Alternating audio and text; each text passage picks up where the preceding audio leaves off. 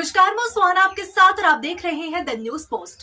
आज के झारखंड के टॉप 24 खबरों में हम बात करेंगे नए साल के जश्न की, मुख्यमंत्री हेमंत सोरेन के आदेश की, झारखंड सरकार के विभिन्न योजनाओं की और साथ ही बात करेंगे मौसम के हाल की। सबसे पहले बात करेंगे नए साल के आगाज की। तो नए साल के दूसरे दिन भी शुभकामनाओं और बधाइयों का तांता लगा हुआ है। वहीं झारखंड के मुख्यमंत्री हेमंत सोरेन ने अपनी पत्नी कल्पना सोरेन के साथ राजभवन में राज्यपाल संतोष कुमार गंगवार को नववर्ष 2025 की बधाई और शुभकामनाएं दी। साथ ही राज्यपाल और मुख्यमंत्री हेमंत सोरेन ने राज्यवासियों की खुशहाली की कामना करते हुए सभी को बधाई दी। वहीं नए साल के जश्न की बात करें तो नववर्ष के आगमन पर दुमका में लोग विभिन्न तरीकों से जश्न मना रहे हैं। कुछ परिवार और मित्र मंडली पिकनिक स्पॉट पर पहुंचे हैं।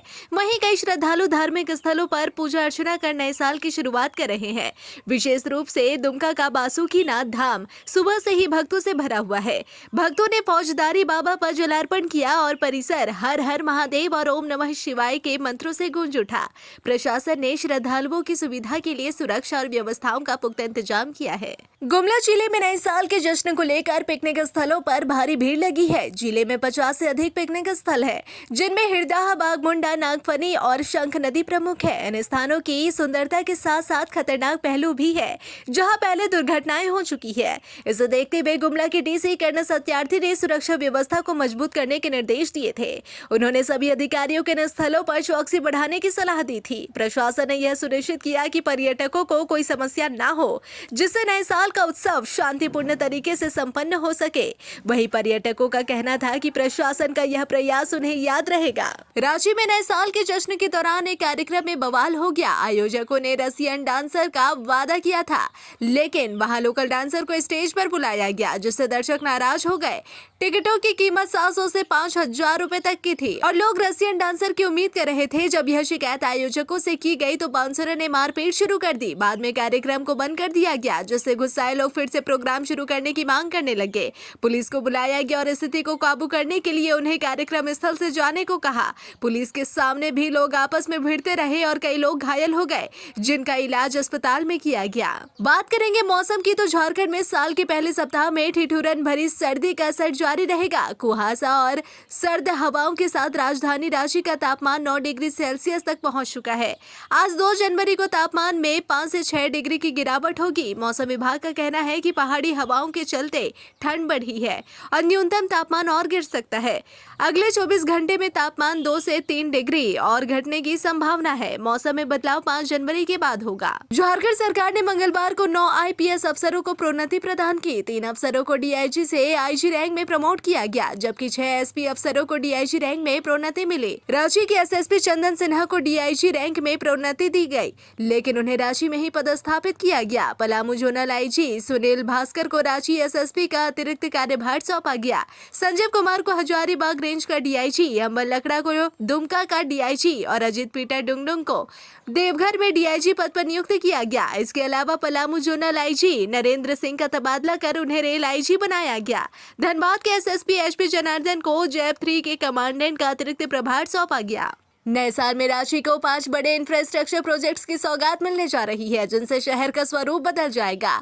इनमें सिरमटोली मेकॉन एलिवेटेड कॉरिडोर प्रमुख है, जिनका 91% काम पूरा हो चुका है। 337 करोड़ की लागत से बन रहा यह 2.34 किलोमीटर लंबा फ्लाईओवर फरवरी 2025 तक पूरा हो जाएगा और मार्च से यातायात के लिए खुल जाएगा। इस कॉरिडोर के खुलने से 30 मिनट का सफर सिर्फ 5 मिनट में पूरा होगा, जिससे पीक आवर में 50,000 का वाहन सवारों को रोजाना 25 मिनट का समय बच सकेगा। 15 मोहल्लों के 1 लाख लोग इससे लाभान्वित होंगे। रातू रोड एलिवेटेड कॉरिडोर का निर्माण NHAI द्वारा किया जा रहा है, जो मार्च 2025 तक पूरा होगा। 2.75 किलोमीटर लंबे इस कॉरिडोर का 82% काम पूरा हो चुका है। लगभग 300 करोड़ रुपए की लागत से बन रहा यह प्रोजेक्ट रोजाना 60,000 वाहन सवारों को 30 मिनट का समय बचाएगा। इसके पूरा होने से 50 मोहल्लों के 2 लाख से अधिक लोग लाभान्वित होंगे। कचहरी रोड पर बन रहे रविंद्र भवन का 91% काम पूरा हो चुका है और अगले 4 महीनों में यह प्रोजेक्ट पूरा हो जाएगा। 293 करोड़ रुपए की लागत से बन रहे इस भवन में 1200 सीटों वाला ऑडिटोरियम, 1500 क्षमता वाला community hall, 24 AC room, gym, food court, library, musical room और डोरमेट्री में मेला लगाने की सुविधा होगी। यह सांस्कृतिक कार्यक्रमों के लिए एक महत्वपूर्ण केंद्र बनेगा। मोरहाबादी में जो राज्य की सबसे बड़ी वर्ल्ड क्लास लाइब्रेरी का निर्माण चल रहा है, जिसका 50% काम पूरा हो चुका है। इस 5 तल्ले की बिल्डिंग में 5000 स्टूडेंट्स एक ही छत के नीचे पढ़ाई कर सकेंगे।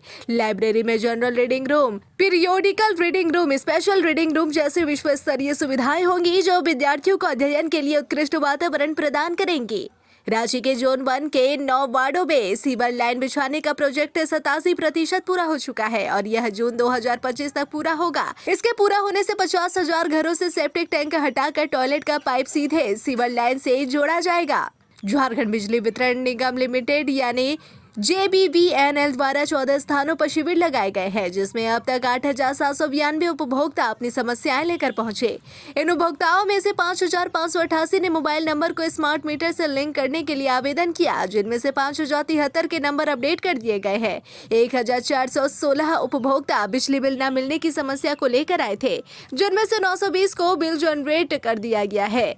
JBVNL के नए उपभोक्ताओं के लिए एक हेल्पलाइन नंबर 9155029417 जारी कर दिया है, जिससे वे अपने मोबाइल नंबर को स्मार्ट मीटर से लिंक करा सकते हैं। जनवरी 2025 छात्रों के लिए महत्वपूर्ण महीना साबित होने वाला है, क्योंकि इस महीने कई बड़ी परीक्षाएं नियुक्तियां होनी है। यूनिवर्सिटी ग्रांट कमीशन यानी UGC की राष्ट्रीय पात्रता परीक्षा यानी नेट 3 जनवरी से शुरू होकर 16 जनवरी तक चलेगी। पहली बार इसमें 4 वर्षीय ग्रेजुएट भी शामिल होंगे। इसके अलावा JEE मेन 22 से 31 जनवरी तक आयोजित होगा, जबकि कर्मचारी चयन आयोग यानी SSC की CGL Tier 2 परीक्षा 18 से 20 जनवरी तक होगी। रांची यूनिवर्सिटी में डायरेक्टर पद के लिए इंटरव्यू भी जनवरी में होंगे। CA फाउंडेशन, CA इंटरमीडिएट और UPSC की विभिन्न परीक्षाएं भी जनवरी में आयोजित होनी है। CBSE की 10वीं और 12वीं की प्रैक्टिकल परीक्षाएं 1 जनवरी से 14 फरवरी तक चलेंगी और बोर्ड परीक्षाएं 15 फरवरी से शुरू होंगी। रांची यूनिवर्सिटी में पढ़ रहे छात्रों और खेल प्रतिभाओं के लिए नए साल में खुशखबरी आई है। नए साल में इंस्टीट्यूट ऑफ लीगल स्टडीज और मास कम्युनिकेशन कैंपस में नए खेल का मैदान का निर्माण किया जा रहा है।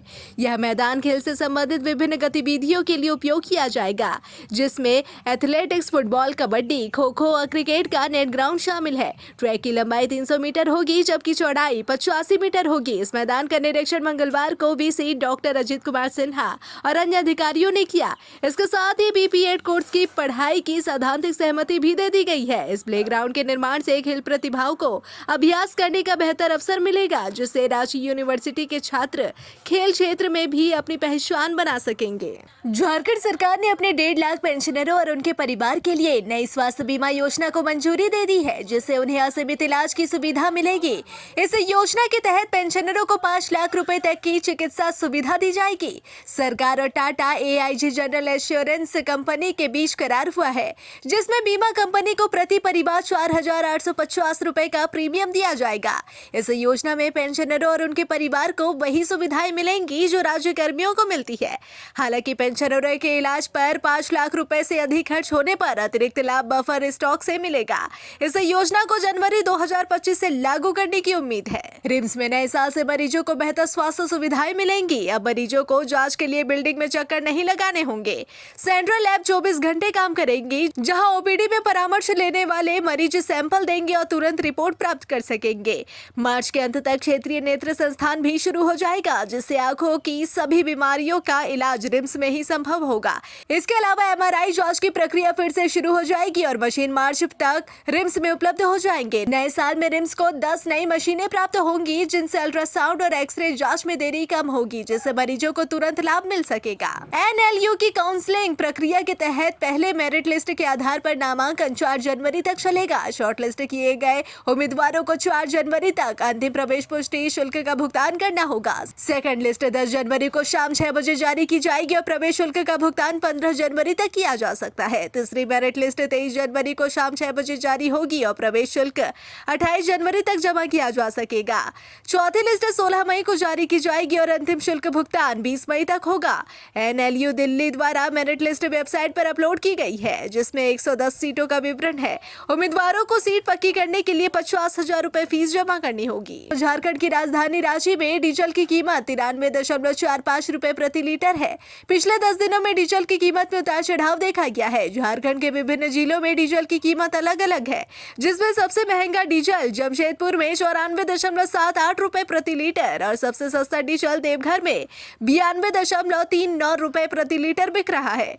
झारखंड में डीजल पर 23.26% वैट लगता है, जो इसे पड़ोसी राज्य बिहार में महंगा बनाता है। पेट्रोल डीजल की कीमतें वैश्विक कच्चे तेल की कीमतों, रुपया डॉलर विनिमय दर और लॉजिस्टिक्स जैसे तत्वों पर आधारित होती है। सरायकेला खरसावां के खूंटी तुलग्राम के जंगली इलाके में बाघ की मौजूदगी की सूचना मिलने के बाद प्रशासन ने अलर्ट जारी कर दिया है।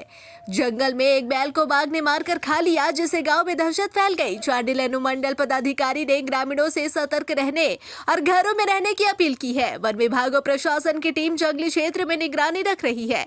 माइकिंग के माध्यम से लोगों को सुरक्षा के उपाय बताए जा रहे हैं ताकि कोई हादसा न हो। झारखंड में साल 2025 के शुरुआत में मुख्यमंत्री हेमंत सोरेन जनता को कई बड़ी सौगातें देने की तैयारी में है। मुख्यमंत्री मैया सम्मान योजना के तहत 5वीं किस्त की राशि का वितरण होगा, जिसमें लाखों बेटियां और बहनें शामिल होंगी। इसके अलावा राज्य में बड़े पैमाने पर सरकारी नौकरियों की नियुक्ति प्रक्रिया भी शुरू होगी। मुख्यमंत्री हेमंत सोरेन ने पहले ही 5वीं किस्त की राशि जारी कर दी है। हालांकि शोक के कारण कार्यक्रम स्थगित हुआ था।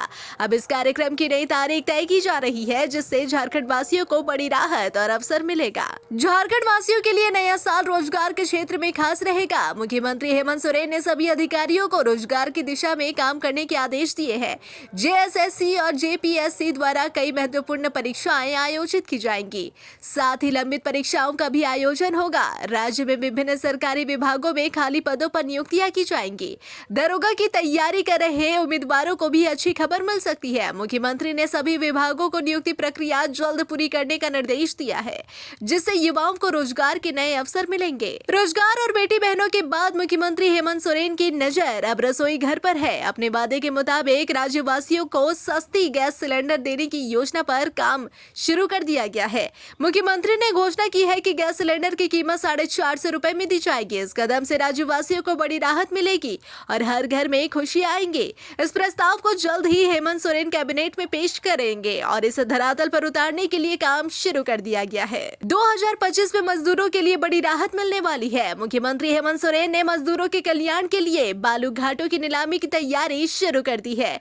बालू घाटों के टेंडर से मजदूरों को रोजगार मिलेगा, वहीं राज्य सरकार के खजाने में भी वृद्धि होगी। बालू घाट बंद होने के कारण कई निर्माण कार्य प्रभावित हुए थे, जिससे मजदूरों को बेरोजगारी का सामना करना पड़ा।